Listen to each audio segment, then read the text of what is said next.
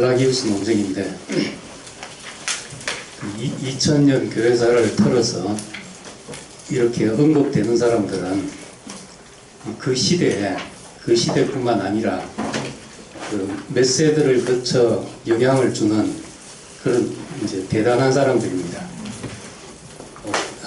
나 같은 사람이 여기서 이제 몇 마디 했다고 기독교 전체가 막 뒤숭숭해질 일은 없거든요.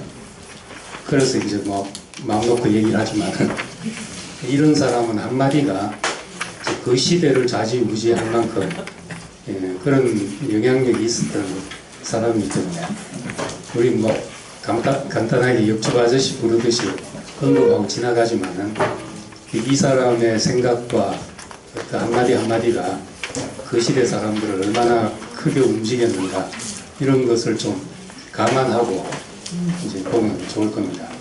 그래서 이런 한 번도 안 들은 사람도 있고 낯선 사람도 있지만은 여기서 나오는 이름들은 다 대단한 인물들이다 하는 걸 아는 것이고,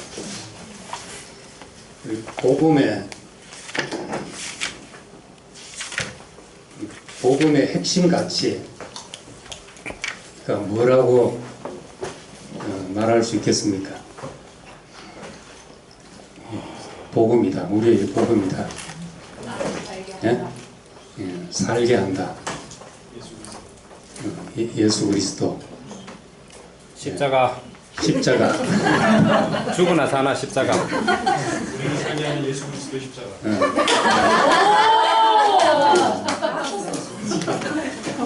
정답이 막 착착 나오네. 예, 갈라디아서에 의하면은 그리스도인의 자유, 복음은 우리를 자유케 했다.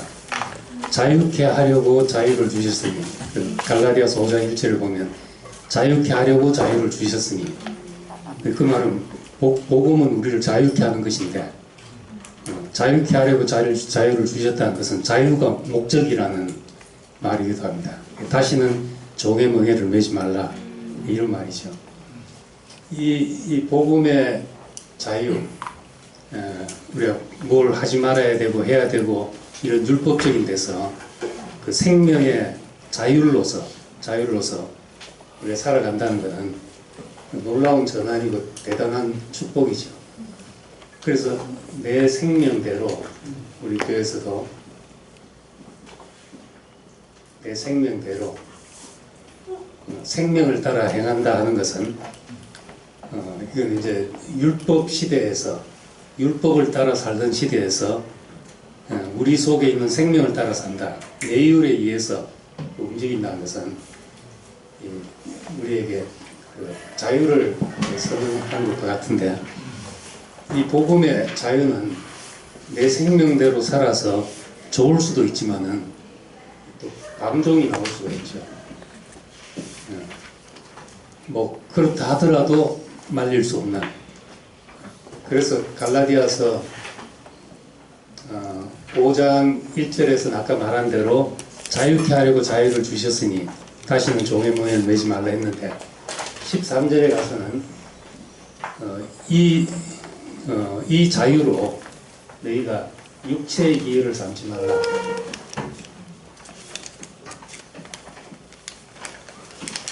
이 자유로 육체의 기회를 삼지 말고 사랑으로 종로로 달아. 이런 말이 다시 나오거든요. 이거는 이제 이런 말이 나온다는 것은 이 복음의 자유 속에서는, 자유 안에서 자유로 인해서 감사하고 그 삶의 다른 어떤 에너지를 얻고 힘을 얻고 그럴 수도 있지만은, 또 어떤 사람은 자유니까 내 마음대로 해도 되겠다 해서 이제 방종의 기회가 된다는 거죠. 그래서 모든 것에 이제 양면성이 있지만은 하나님의 은혜, 하나님의 은혜라는 것, 또 사랑이라는 것, 하나님의 사랑, 은혜, 이것이 사랑과 은혜가 우리에게 어떤 변화의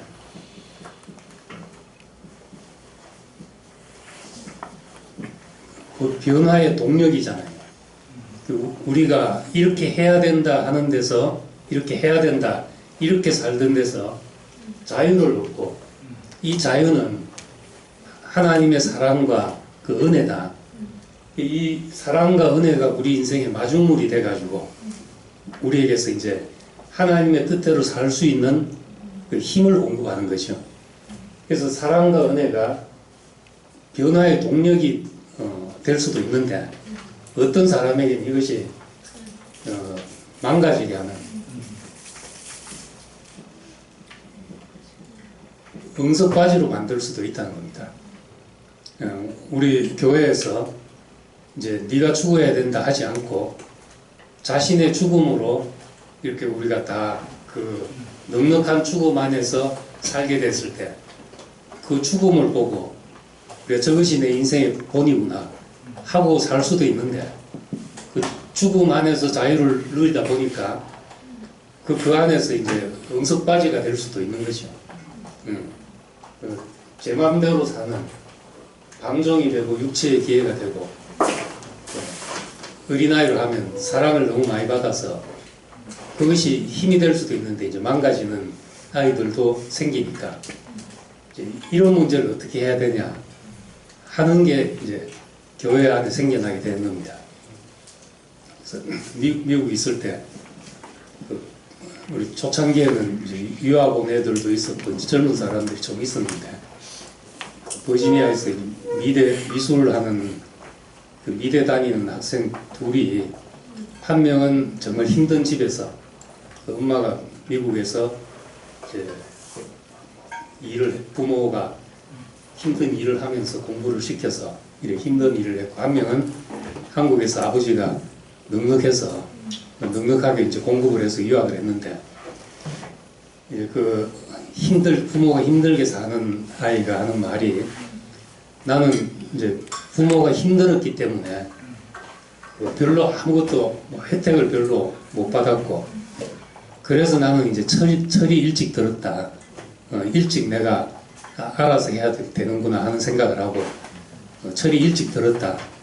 이제 그런 애가 한 명 있었고, 또 반대로 부모가 이제 넉넉하게, 항상 이 부모가 넉넉하게 해준 애는 항상 내 생각보다 부모가 이제 더 잘해줬다는 거죠. 내가 원하는 것보다 더 잘해주고.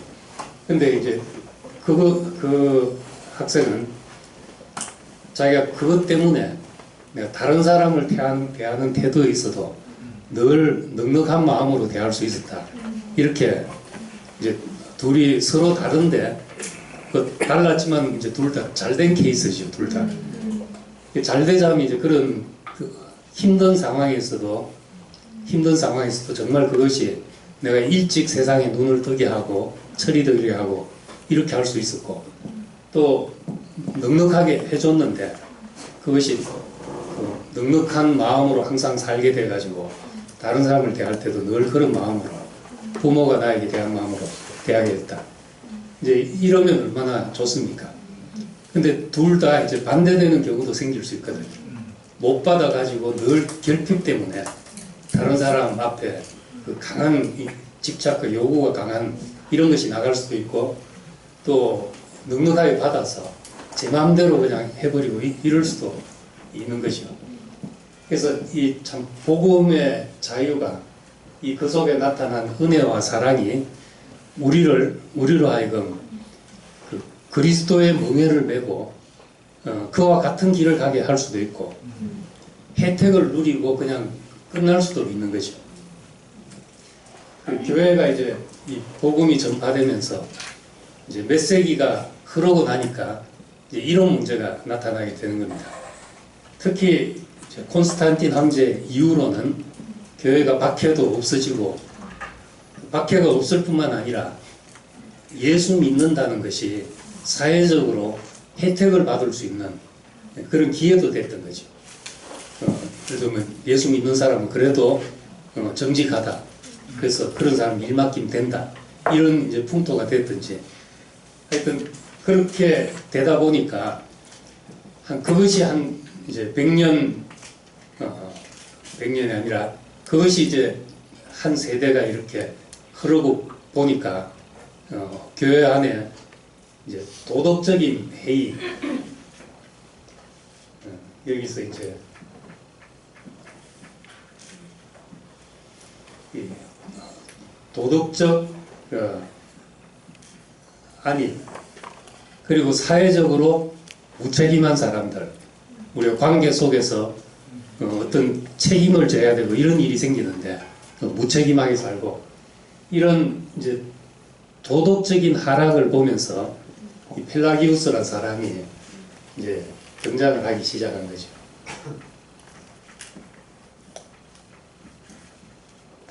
이 사람은 로마 교회의 이 도덕적인 하락이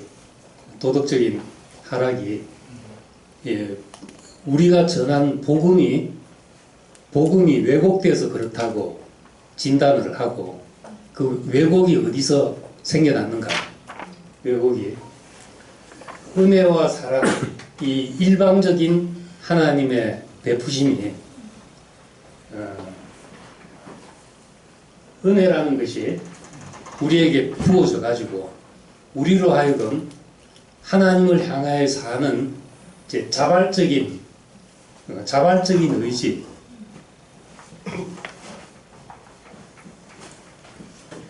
자유의지를 불러일으켜서 변화에 이르러야 되는데, 그냥 무조건 은혜만 강조하다 보니까 이것이 값싼 복음이 되어버렸다. 이제 그렇게 생각을 한 겁니다.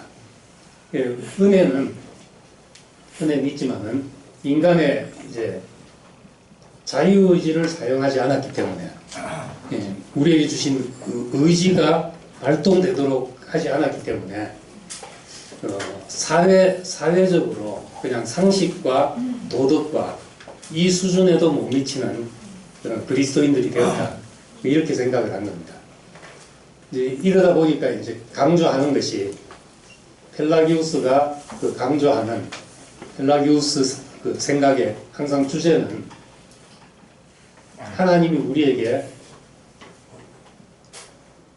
자유의지를 주셨는데, 그렇기 때문에 사람은 매 순간 결정하고 살잖아요.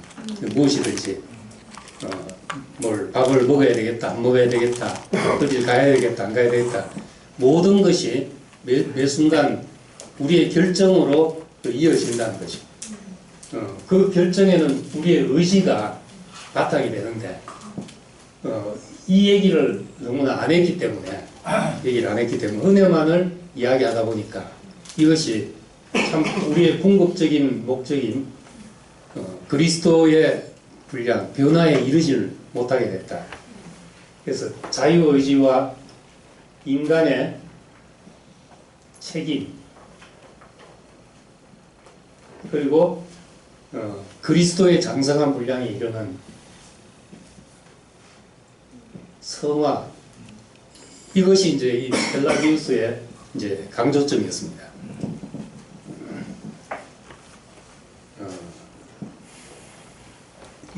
이런 얘기가 교회에 있다 보면 나올만 하겠죠. 어디서라도 교회가 은혜 속에서 십자가에 못 박힌 예수로 말미암아 우리가 바라보기만 하면 구원을 얻는다. 쳐다보면 된다. 그걸 보고 즐거워하면 된다. 이러다 보니까 우리가 그 속에 여기에 그냥 머물러 버리는 사람들, 머물러서 아무것도 여기서 성장이나 변화가 나타나지 않는 사람들 보면서 이제 이런 것을 이제 강조하게 된 겁니다. 이런 걸 이제 강조하다 보니까 그 자유의지를 강조하다 보니까 이 펠라기우스가 싫어한 것은 원죄 이런 게 어디 있냐? 원죄는 물론 이제 로마서를 근거로 해서 이 원죄를 해석하고 그렇게 했지만은 이 아담과 하와가 선악과를 따먹었다 하는 것은 따먹기 때문에 그 죄가가 모든 사람에게 전가됐다. 그런 얘기가 아니라는 거죠. 그런 얘기가 아니고 그것은 하나의 본보기에 불과하다. 그거는 이렇게 해서는 안 되는구나. 하나님과의 관계가 단절되는구나 하는 본보기로서 아담과 하와의 이야기가 있는 것이지, 아담과 하와가 그랬다고 모든 사람이 죄를 지었고 인간은 그 하나님의 수준에 이를 수 없도록 완전하게 타락을 했다. 인간의 의지라는 것이 타락해버렸다. 이렇게 말할 수 없다는 거죠. 그래서 이제 본보기에 불과하고 원죄가 없다고 주장을 하다 보니까 이제 뭐가 나온가, 그 시대에 다 교회 어린아이부터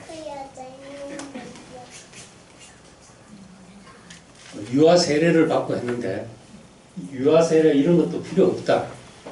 이렇게 된 거죠. 그러니까 이제 여기까지 나가니까 교회의 전통과 체제에 대한 도전이 되잖아요. 도전이 되니까 그래서 이제 어거스틴이 이 문제에도 다시 이제 등장하게 되는 겁니다. 그래서 이 펠라기우스가 좋아하는 성경은 야고보서,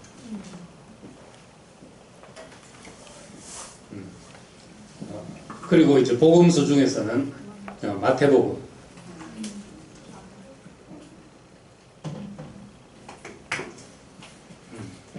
야고보서 특히 행함이 없는 믿음은 죽은 것이다.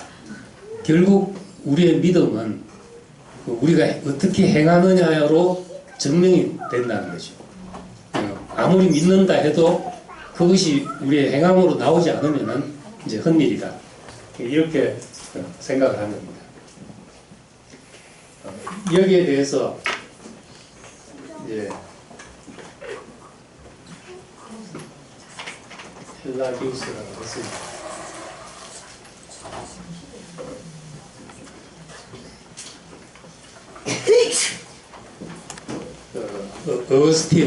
아우구스티누스는, 이 사람은 우리의 구원은 전적으로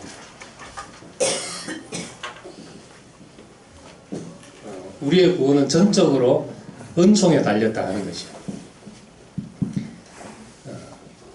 그래서 우리가 어떻게 사느냐 하는 문제가 있지만은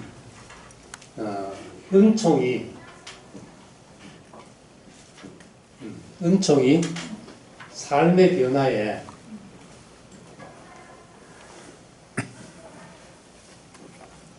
주도권을 갖는다.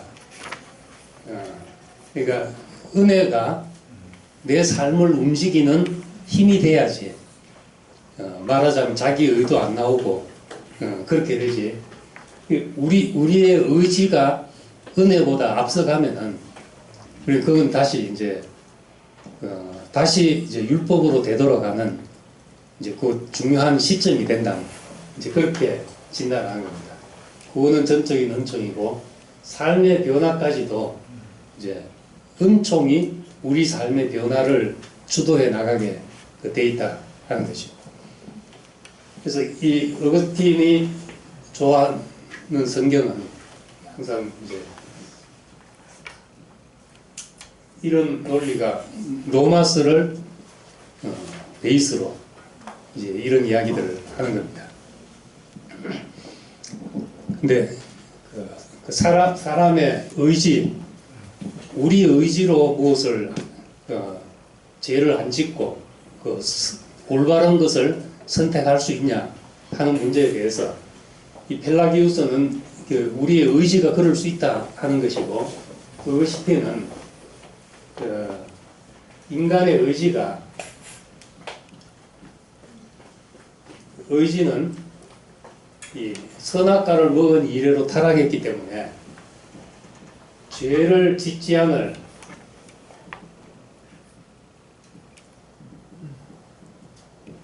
자유가 없다, 그렇게 생각한 겁니다. 죄를 짓지 않을 자유가 없다. 이게 뒤로 가면 이제 노예 의지론 이런 것으로 나오는데, 이제 목사님 설명하신 바로는 이제 바둑 하수하고 고수하고 바둑을 두면은 아무리 내 의지로 잘 두지만은 그건 결국 그 고수의 어떤 의향에 말려들 수밖에 없다는 거죠. 예, 그러면 우리의 자유의지라는 게 과연 있느냐? 고수 앞에서는 우리의 자유의지가 그 전혀 그 먹히지 않는다. 필요가 없다. 그러니까 이 어거스틴은 타락했기 때문에 이제 그렇다고 생각을 한 거고, 이제 우리 교회에서 말씀하는 것은 그 타락하고 안 하고 관계없이 그 동산에서 뱀이 가장 강력했더라 이렇게 이야기 시작되는 것은 그 인간은 그렇게 갈 수밖에 없다는 것입니다. 그러니까 우리의 의지가 죄를 짓지 않을 그런 자유 이것이 이제 없다는 것이죠. 이 두 사람이 이런 얘기들이 상반되니까 그러면 이제 구원은 뭔가 이 우리의 본성이 타락했기 때문에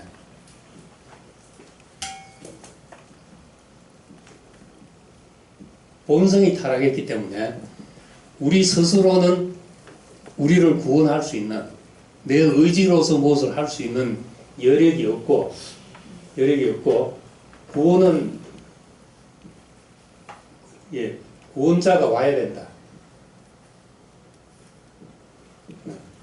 밖에서부터 구원이 와야 된다 하는 것이 어거스틴의 생각이었습니다. 이제 이러다 보니까 여기서 어떤 생각까지 나온가 하면 누가 구원받을 수 있냐 그러면 어떤 사람은 복음을 받아들이고 어떤 사람은 안 받아들이는데 그래서 이제 하나님의 예정이라는 것이 특정함을 입었다. 구원받을 사람은 하나님의 특정함을 입은 것이다. 이 예정 이야기가 이제 어거스틴에서부터 나오게 되는 것이죠. 그래서 그 펠라기우스는 이렇게 이제 두 사람의 생각이 반대입니다.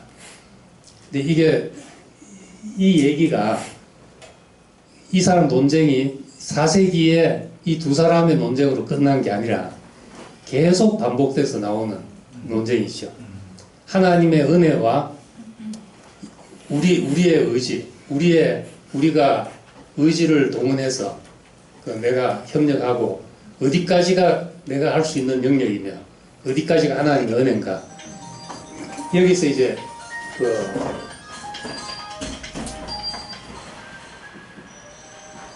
어거스틴과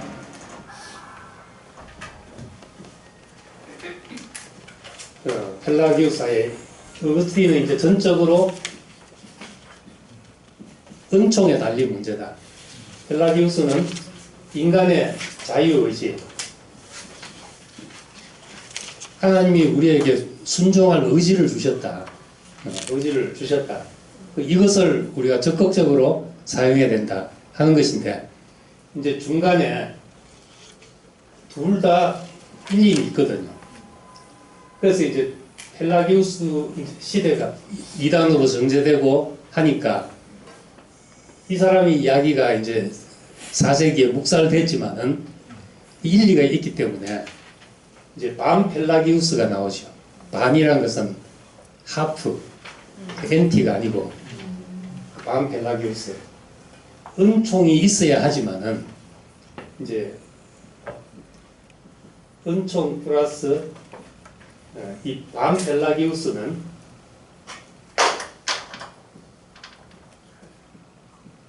자유의지 플러스 은총. 우리의 자유의지를 사용할 수 있도록 하나님의 은혜가 있어야 그렇게 된다. 그렇지만 이제 주도적인 것은 자유의지다. 근데 전적으로 은총이다. 전적으로 은혜에 달렸다. 이렇게 하다 보니까 여전히 교회 안에 문제들이 생겨나는 데 대해서 대답이 없거든요. 여기서도 이제 세미 어거스틴주의가 나오는 것이죠. 은총이 주도하지만은 그렇지만은 인간의 자유의지가 신인 협동이 돼야 된다. 우리가 그렇게 의지적으로 반응해야지만 된다. 이 두 문제 사이에 이제 점진적인 네 부류의 사람이 생기는 거죠. 이게 종교개혁 시대에 가서는 루터와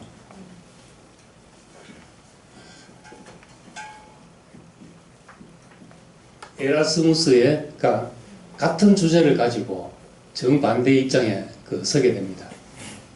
에라스무스가 이제 자유의지라는 책을 냅니다. 하나님이 우리에게 하나님의 뜻대로 살 수 있도록 우리 속에서 그렇게 반응할 수 있는 자유의지를 주셨다고 하자 루터는 노예의지라는 책을 냅니다. 우리는 타락했기 때문에 우리의 의지는 전적으로 종속돼 가지고 그 죄에 종속돼서 우리 스스로는 아무것도 하나님의 뜻을 행할 수 없다.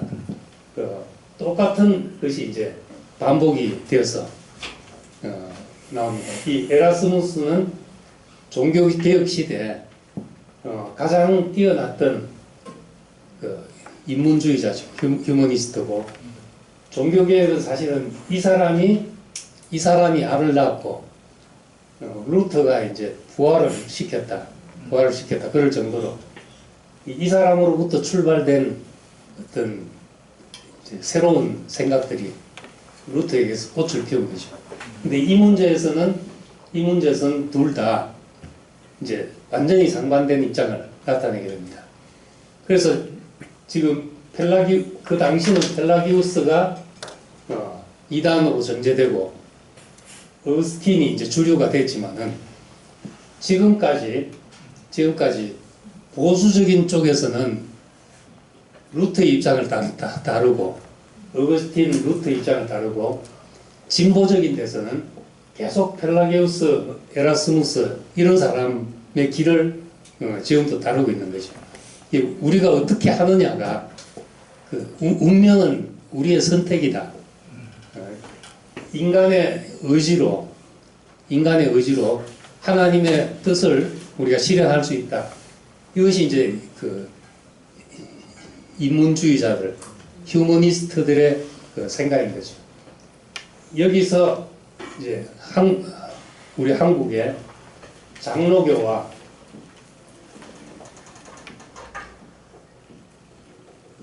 감리교가 이제 서로 이런 입장에 서게 됩니다. 장로교는 바울, 어거스틴, 루터, 칼빈으로 이어져서 우린 전적인 은혜 그리고 은혜가 주어져도 우리가 받아야 되잖아요. 우리가 받아야 된다. 이렇게 생각할 수 있는데 칼빈은 불가항력적인 은혜, 칼빈의 5대 강령 중에 하나가 불가항력적인 은혜. 그 말은 우리가 거부할 수 없는 은혜. 은혜가 오면은 내가 거부하고 거부하지 않느냐에 따라서 결정되는 게 아니라는 거죠. 그 은혜는 우리가 누구도 거부할 수 없는 그런 은혜다. 이게 이제 장로교의 길이 되고, 그래서 장로교에서 예정론을 강조하게 되는 거죠.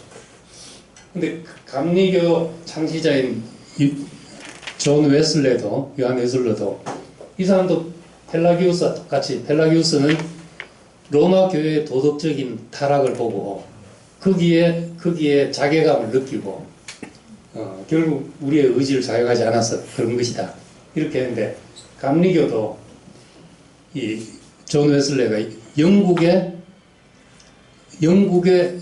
교회의 도덕적인 타락, 술집과 반문화와 이런 걸 보면서 거기에 이제 개탄을 하면서 어떤 부흥 운동을 일으키죠. 물론 이제 펠라기우스하고 조금 다르지만은 요한 웨슬레의 부흥 운동이 결국 이제 그 감리교를 낳게 했거든요. 여기는 이제 거의 반펠라기우스 정도에 해당되는 수준. 하나님의 은총이 있어야 되지만은 우리가 거기에 대해서 반응하고 협력해야만 그래 하나님의 나라, 하나님의 목적인 그 변화를 성취할 수 있다고 생각을 한 거죠. 감리교는 뭐 예정이나 이런 얘기들이 별로 없고, 그리고 이제 한국에 온 장로교, 감리교는 선교사 출신부터 다릅니다. 한국에 온 장로교 선교사는 아주 보수적인 신학교를 나와가지고, 이 사람은 아주 보수적인 신학교를 나와서 한국에 오면서 한국 땅에 복음 외에는 전하지 않겠다. 이제 이렇게 선언을 하고 간 거죠. 이제 그 사람이 생각하는 복음이라는 것은 장로교가 지금까지 가르쳐왔던 그 외에는 가르치지 않겠다. 뭐 성서 비평학이나 자유주의 물결은 전혀 얘기하지 않겠다고 보수적으로 갖고, 감리교 선교사는 한국에 들어오기 전에 아주 이제 자유주의 신학을 다 두루 섭렵한 선교사가, 그 아펜셀러라는 사람은 그런 신학교를 나와가지고 한국에 오면서부터 처음부터 이제 미국에 있는 신학 사조들을 다 한국에 그대로 소개하게 됐죠.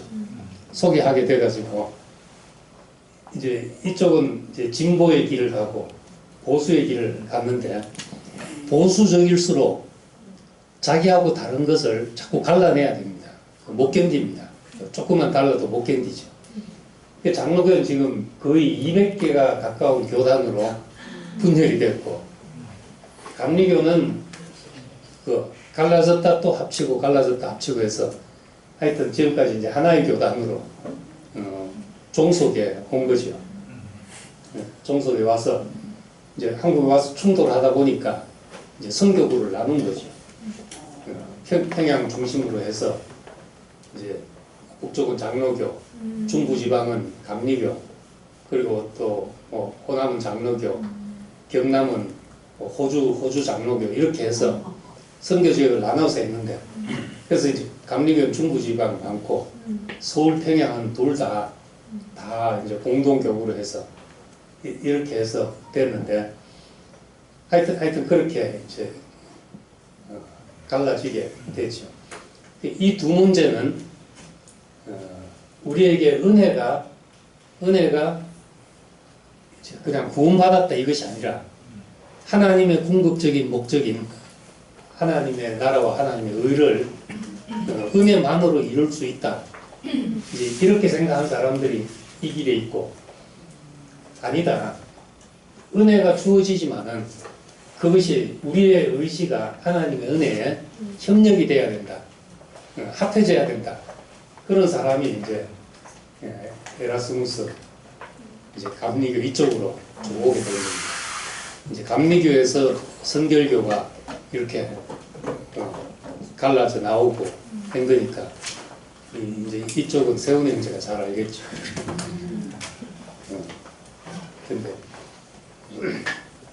근데 우리 그동안 우리가 들었던 말씀은 이제 어떻게 여기에 대해서 이야기를 하냐 하는 거죠.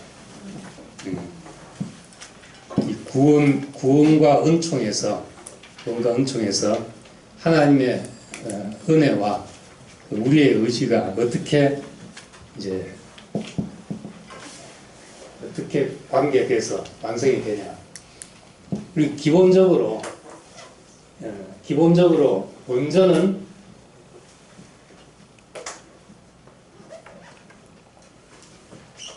생명의 공급이 있으면은, 생명의 공급이 우리를 자라게 하고 성숙하게 만들어서 결국 그리스도의 장성한 분량, 그리스도의 분량에 이르도록 자라게 한다는 겁니다. 그 생명의 공급만 있으면은 이렇게 이제 성숙하게 자라게 되는데, 그렇다면 이제 과연 전혀 손을 안 대도 될 것인가? 교회에 전혀 손을 안 대도 생명의 공급만 있으면은 이런저런 우여곡절을 겪더라도 우리는 궁극적인 그리스도의 장성한 분량에 이르게 될 것인가 하는 겁니다. 어떻게 생각하십니까? 이 대목에서. 사람이 형제들이 어떠하든지 생명의 공급만 있으면 된다. 전혀 손을 대지 않아도 된다. 하는 것과 때로는 손대야 될 때가 있다. 이제 그게 이 둘 차이만큼 생기는 거죠. 우리한테서도. 어떻게 생각을 하십니까? 이제 교사들이니까, 멘토들이니까. 과연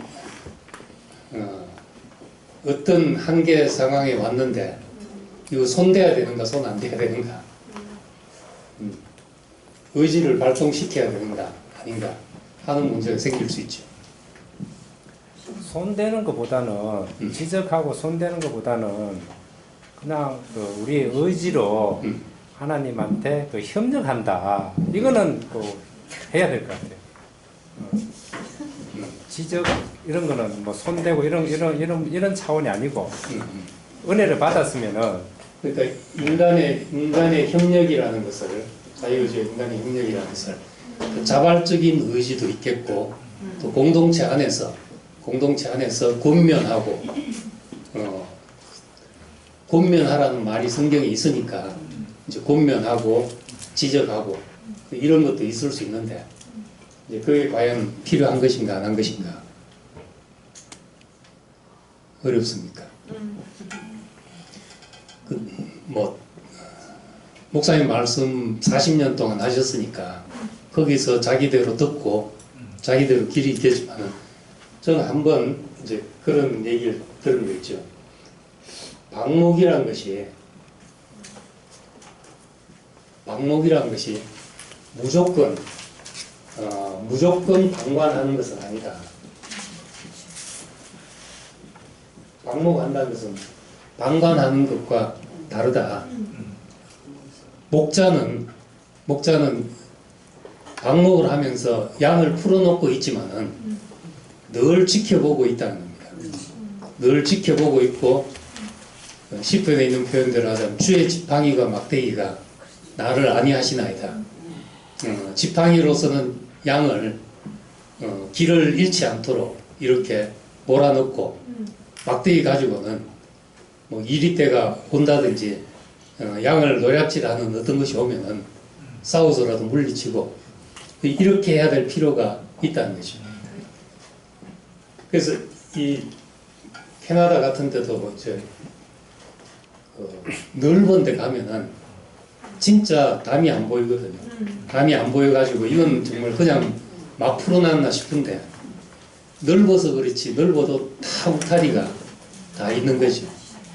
그래서 이 방관이 아니라 방목은 항상 어떤 결정적으로 마귀가 노략질 한다든지 이리때가 달려든다, 그럴 때는 주의 지팡이와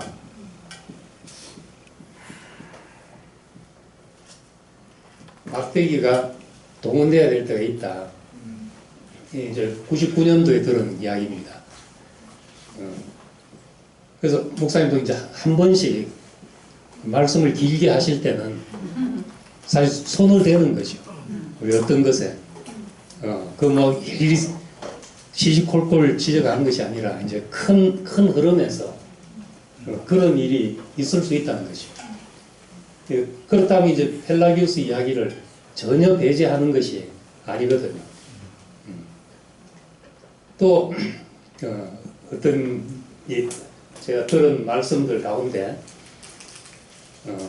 이제 이 은혜와 자유의지 이 두 개가 어떻게 되냐, 이 방 안에 향기가 가득 찼을 때, 아름다운 향기가 정말 가득 찼을 때, 내가 향기를 들여 마셨다고도 말할 수 있고, 또 향기가 내 속에 스며들어 왔다, 이렇게 말할 수도 있다는 거죠. 그렇지만 이제 결과는 같은 것이다.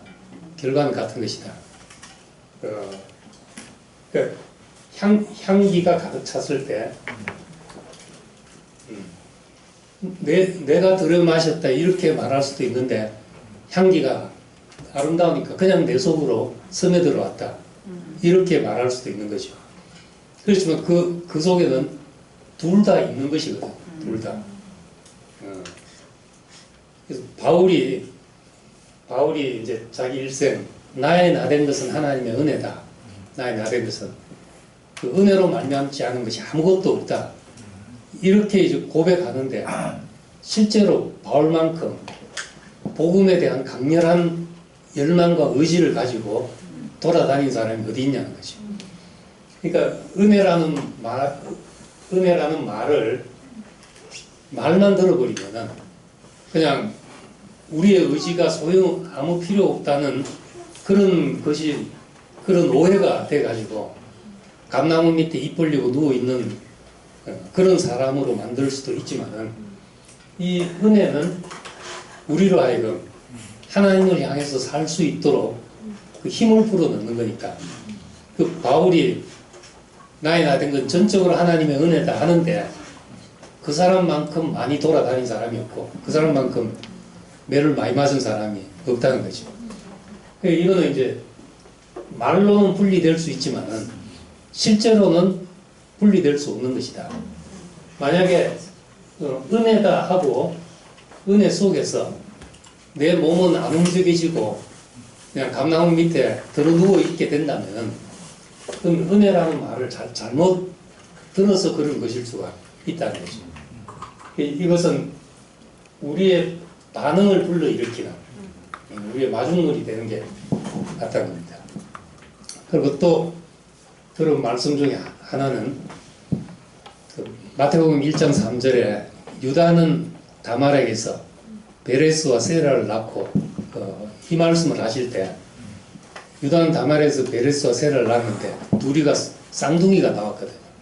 이 유다의 그 부끄러움 때문에 쌍둥이가 나왔는데, 놓을 때 처음에 쌍둥이인데 먼저 하나가 손을 터치고 나오길래 헷갈리지 않기 위해서 손에 붉은 줄을 매놨는데, 그것이 쑥 들어가고 뒤에 있는 게 쑥 나오더라는 거죠. 뒤에 있는 아들이. 손에 끈을 안 묶은 아들이 먼저 나오더라는 거예요. 그래서 손에 끈을 안 묶은 베레스가 형이 되고 세라가 이제 동생이 됐다는 거예요. 그러면 이 베레스와 세라,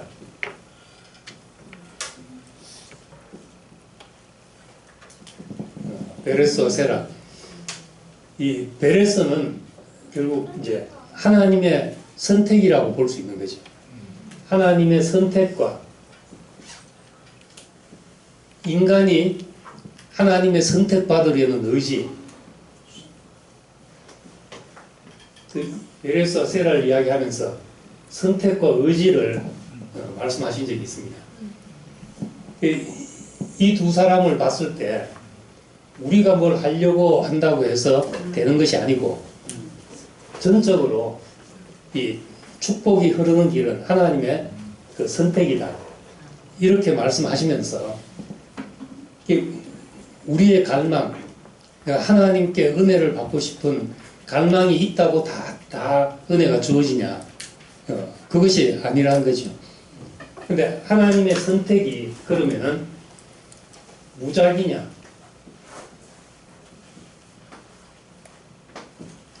뭐 추첨해서 뭐 뽑듯이 정말 아무 조건이 없냐, 정말 아무 조건이 없이 하나님의 무조건적 선택이라는 것이 진짜 뭐 랜덤 추첨하듯이 이렇게 뽑힌 것이냐, 그건 아닐 거라는 거죠.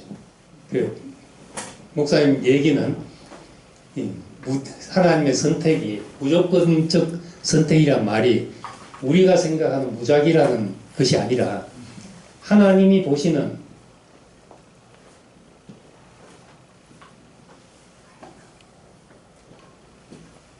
갈망이 따로 있을 것이다. 우리는 모르지만은 하나님의 선택에는 하나님으로서는 이유가 있을 것이라는 거죠.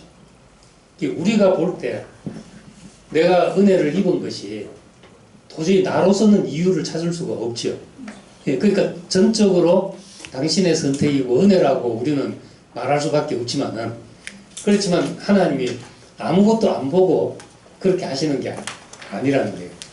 하나님으로서는 보시는, 우리의 깊은 무엇을 보시고 그렇게 하시니까 하나님의 인간의 갈망과 하나님의 선택은 우리 생각처럼 맞닿아 있는 건 아니지만 하나님의 방식으로 늘 맞닿아 있을 것이다 하는 겁니다. 그러니까 예를 들어서 옛날에 대학 다닐 때 선교 단체 있으면서 제 눈으로 보기에 진짜로 순수하고 헌신적이고 열정적인 그런 사람들이 많았거든요.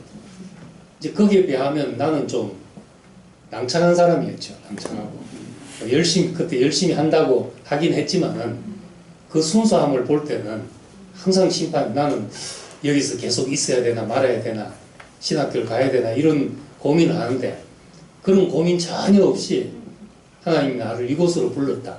난 여기에 내 일생을 헌신하겠다. 이러고 지금까지 산 사람들이 있는데, 여기까지. 그런데 비하면 난 정말 내가 생각할 때 하나님이 선택하신다면 그 사람들을 선택하지 나를 선택하겠나 싶은 것이 있죠. 얼마 전에 이제 대구 와서 그때 내가 전도한 아주 훌륭한 제자 한 사람이 대구에 있어가지고 만나고 우리 길을 묻는 카페에도 가끔 오고 있는데, 그 친구는 공부도 잘하고 머리도 비상하고 머리도 좋고 성품도 정말 성자 같고 주변에 그렇게 아는 그런 사람이고, 그래서 말레이시아 가서 선교사로 21년을 살다가 이제 대구 와서 지금 아무것도 없이 이랬는데, 그 보면 이제 나는 거기서 답답하고 못 견뎌서 또 신학교를 갔고 이래저래 또 옮겨 다니다가 여기까지 왔는데, 하나님이 왜 나를 이렇게 부르시고 이렇게 쓰시는가 생각하면 나로서는 이유가 찾을 수가 없죠. 그런 사람 생각하면. 그렇지만은 하나님이 그냥 랜덤은 아니니까 우리가 모르는 당신의 무엇이 있을 것이다 이렇게 생각할 수 있으니까, 우리 이제 이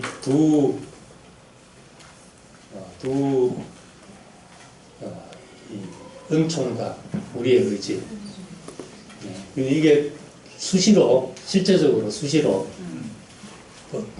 여기 조금만 동원돼도 우리는 저거 자기 의로 한다 뭐 이런 말이 나오잖아요. 나오고 정말 은혜를 따라서 사는 이제 그것만을 귀하게 여기고 교회 안에 이제 그런 분위기가 있는데, 어쨌든 이제 기독교 역사 속에 이 어거스틴이 주교가 돼서 지금까지 흘러갔죠. 그렇기 때문에 여기서 이 은혜의 길에서 육체의 기회를 삼고 방종하는 사람은 늘 나오게 돼 있고, 은혜와 사랑을 받은 자녀가 엉석바지가 될 수 있는 길은 늘 있는 거지. 이제 이 문제를 어디까지 기다려야 되는가? 이거는 이 논쟁이 400년 전후에도 있었고, 종교개혁 때도 있었고, 감리교, 장로교도 그 차이를 보이고 계속 있고, 사실은 교회 안에서도 어디까지가 내 의고 어디까지가 하나님의 은혜냐, 이 문제도 같은 문제라고 할 수 있죠. 근데 우리는 어쨌든 이것이 주지만은 은혜가 우리의 시작이고 우리 인생을 주도적으로 움직이는 것이 되지만은 그것은 필연적으로 우리에게 은혜가 주어졌다면은 필연적으로 우리가 하나님의 뜻을 절거히 행할 그런 어떤 의지를 우리에게서 이제 불러일으키게 될 것이다. 그러니까 하는 것이 지금 와서는 이제 대체로 지금은 극단적인 어거스틴과 펠라기우스의 싸움보다도 반 어거스틴, 반 펠라기우스 정도에서 이제 논의가 있는 이제 그런 문제입니다.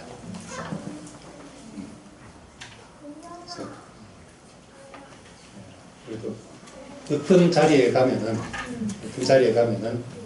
지팡이와 막대기가 필요할 때가 있고, 때로는 우리의 의지를 필요로 할 때가 어느 순간에 올 수도 있는 거죠.